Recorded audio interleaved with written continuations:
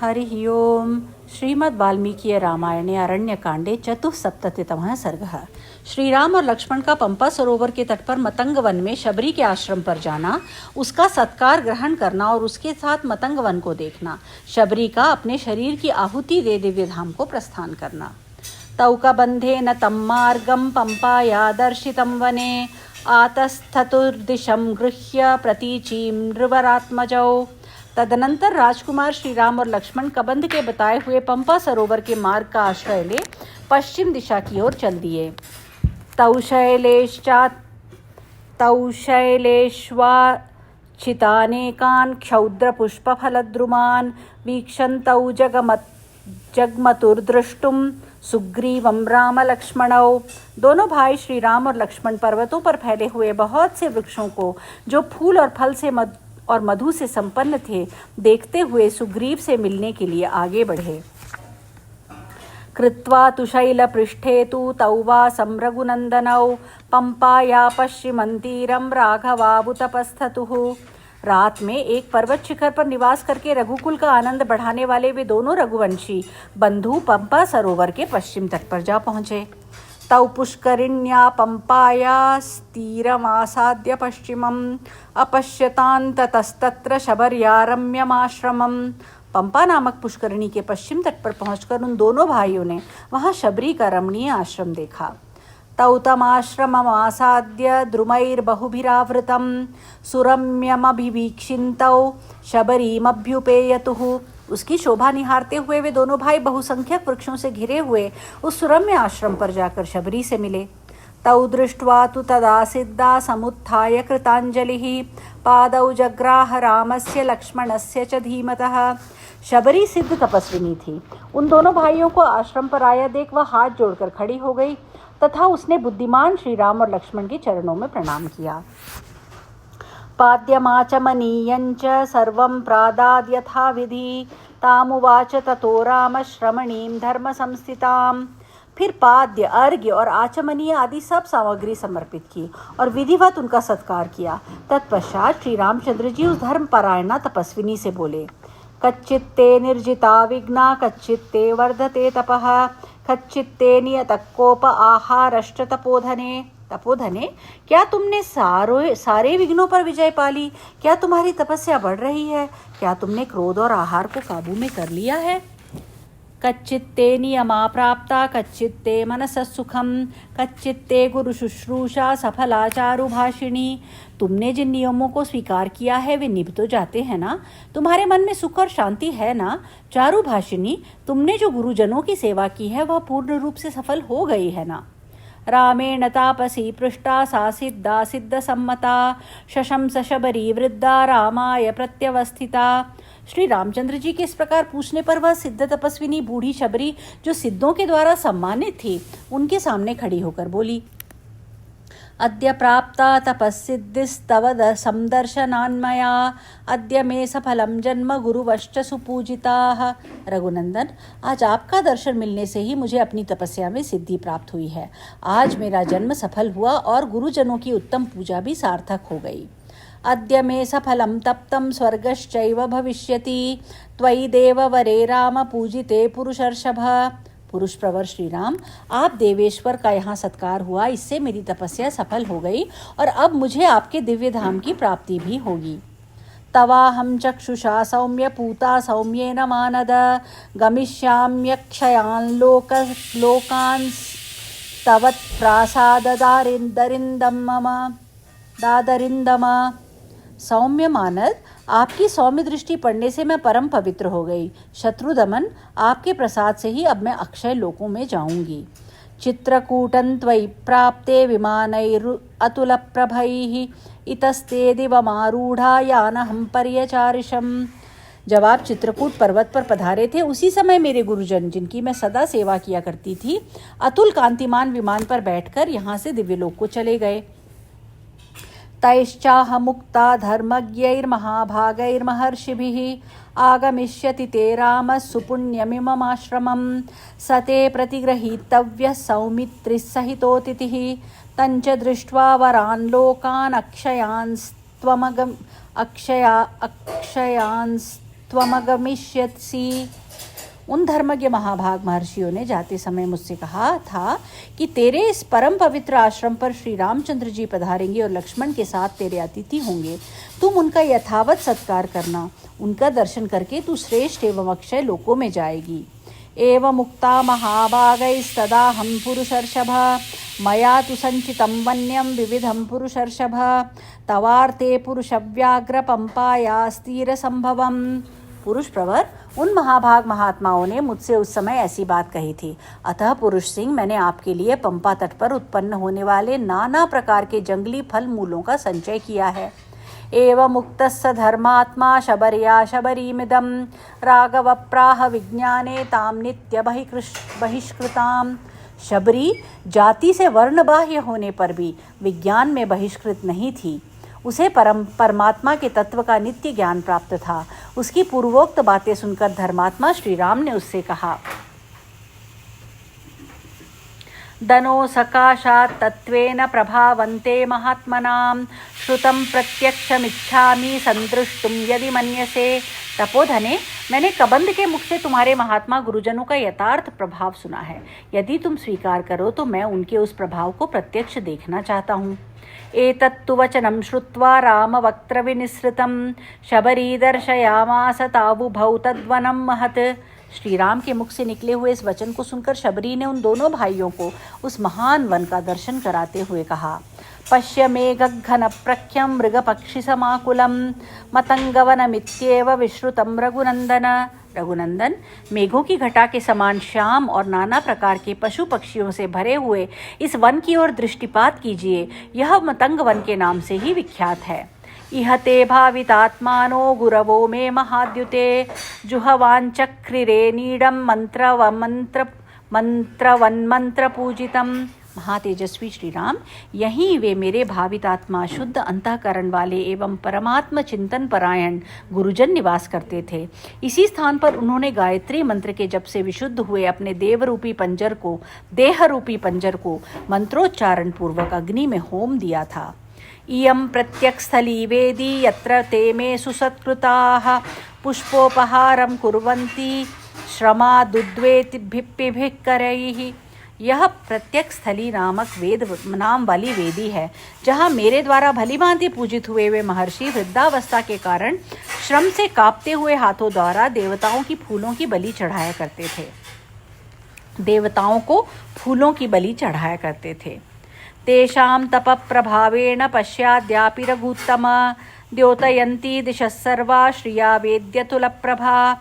रघुवंश शिरोमणे, देखिए, उनकी तपस्या के प्रभाव से आज भी यह वेदी अपने तेज के कारण संपूर्ण दिशाओं को प्रकाशित कर रही है। इस समय भी इसकी प्रभा अतुलनीय है।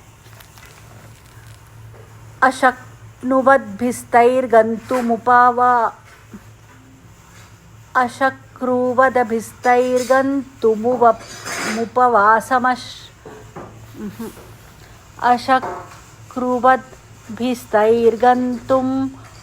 उपवासश्रमालसैः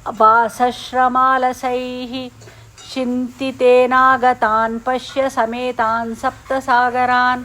उपवास करने से दुर्बल होने के कारण जब वे चलने फिरने में असमर्थ हो गए, तब उनके चिंतन मात्र से वहाँ 7 समुद्रों का जल प्रकट हो गया।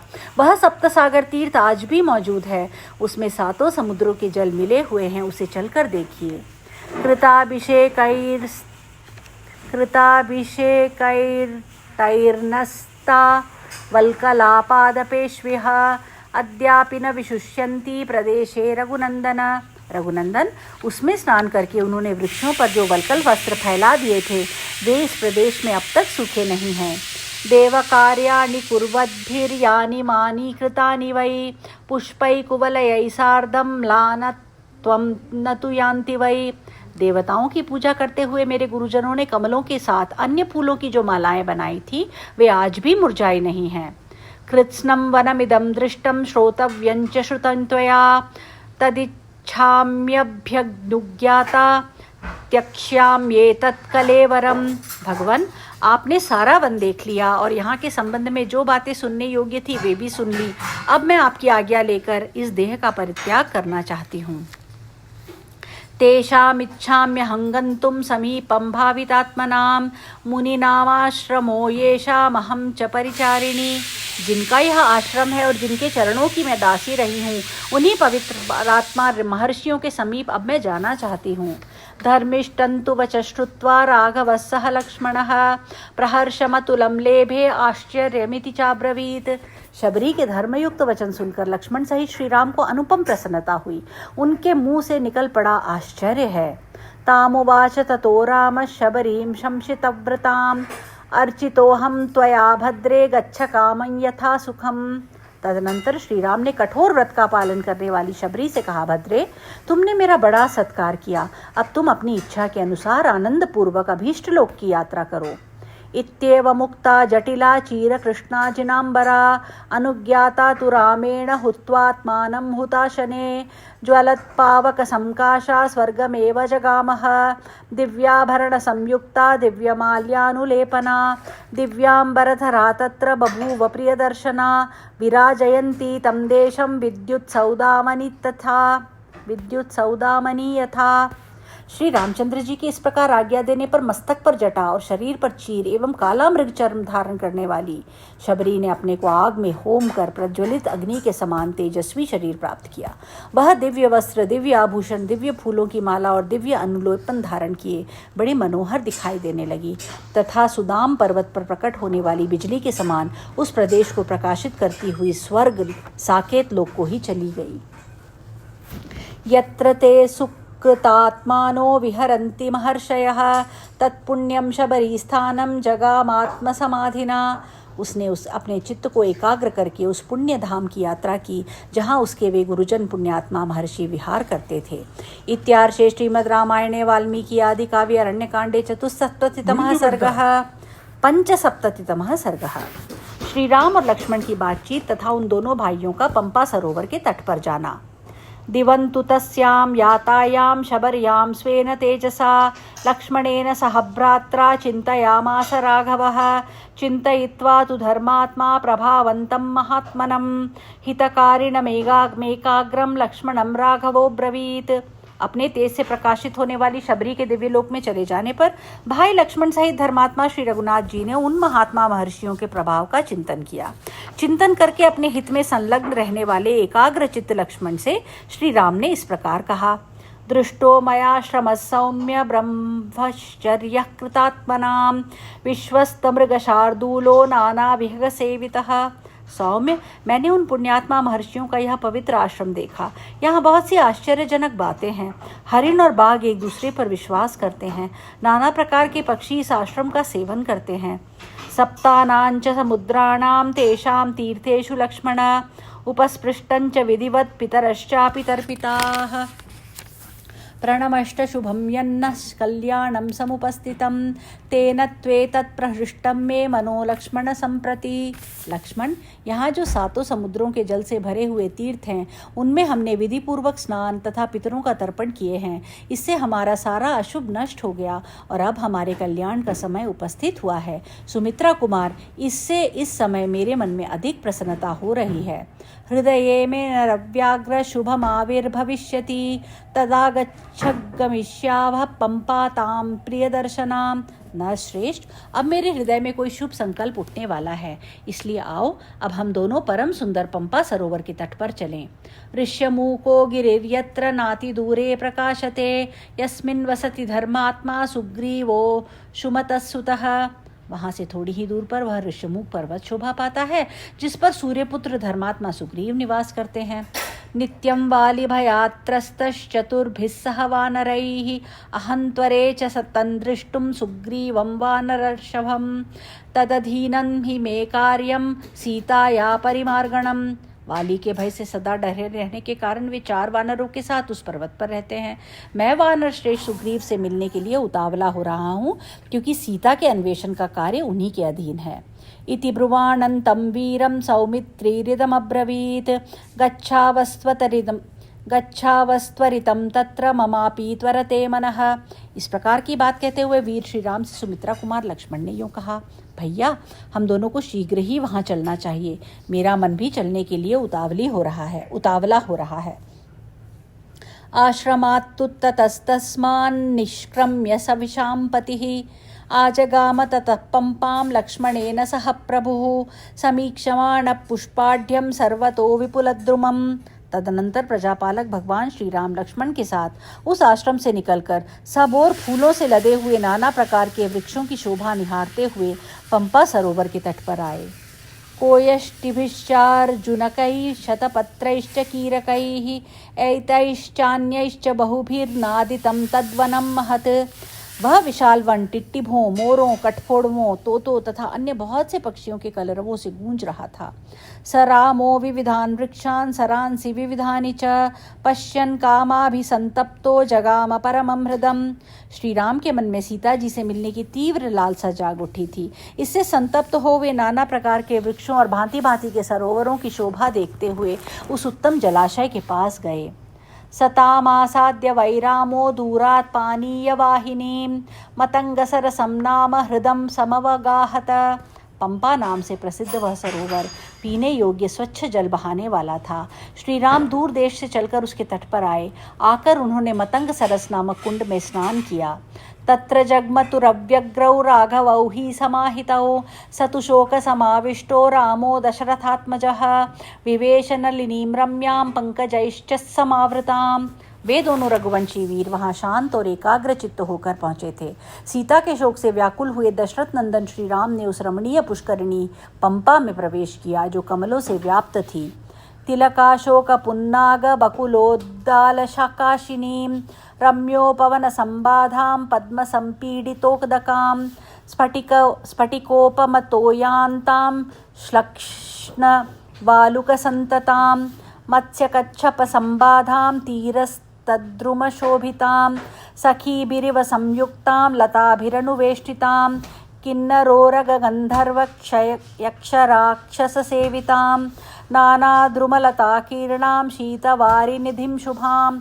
उसके तट पर तिलक, अशोक, नाग, केसर, वकुल तथा लिसोड़े के वृक्ष उसकी शोभा बढ़ा रहे थे।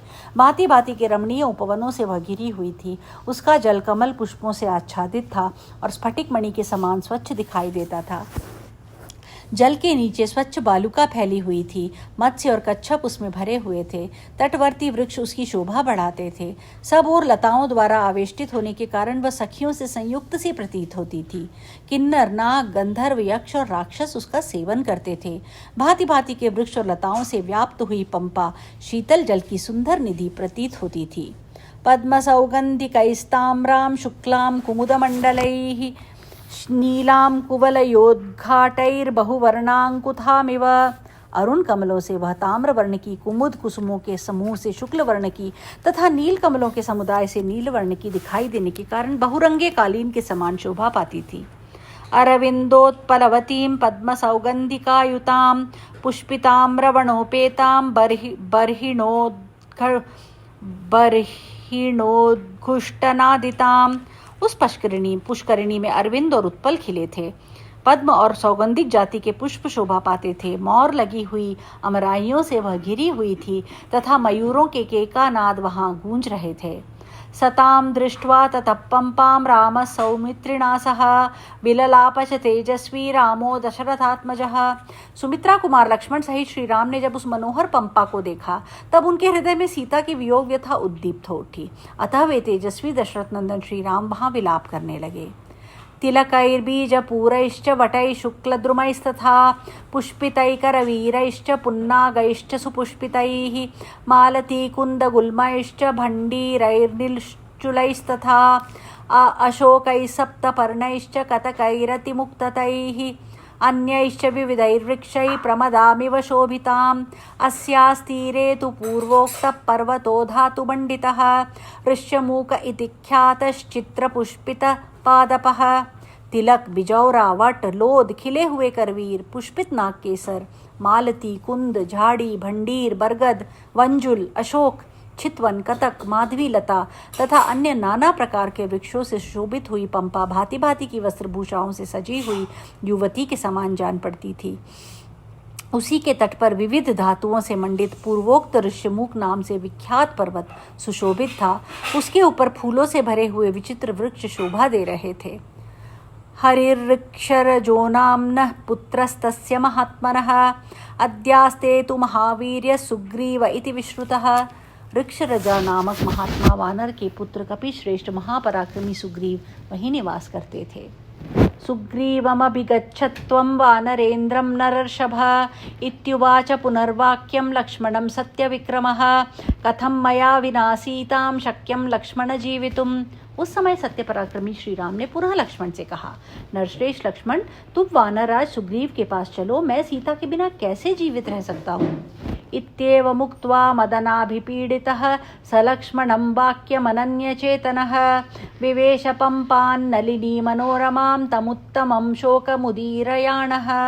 ऐसा कहकर सीता के दर्शन की कामना से पीड़ित तथा उनके प्रति अनन्य अनुराग रखने वाले श्री राम उस महान शोक को प्रकट करते हुए उस मनोरम पुष्करिणी पंपा में उतरे। क्रमेण गत्वा प्रविलोकयन्वनं ददर्श पंपां शुभदर्शकाननाम् अनेकनानाविध पक्षी संकुलां विवेश रामः सह लक्ष्मणेन। वन की शोभा देखते हुए क्रमशः वहां जाकर लक्ष्मण सहित श्री राम ने पंपा को देखा। उसके समीपवर्ती कानन बड़े सुंदर और दर्शनीय थे। अनेक प्रकार के झुंड पक्षी वहां सब ओर भरे हुए थे। भाई सहित श्री रघुनाथ जी ने पंपा के जल में प्रवेश किया। इत्यार्षे श्रीमद् रामायणे वाल्मीकि आदि काव्ये अरण्यकांडे 75 सर्गः। इस प्रकार श्री वाल्मीकि निर्मित आर्ष रामायण आदि काव्य के अरण्यकांड में 75वां सर्ग पूरा हुआ। अरण्यकांडम संपूर्णम। हरि ओम।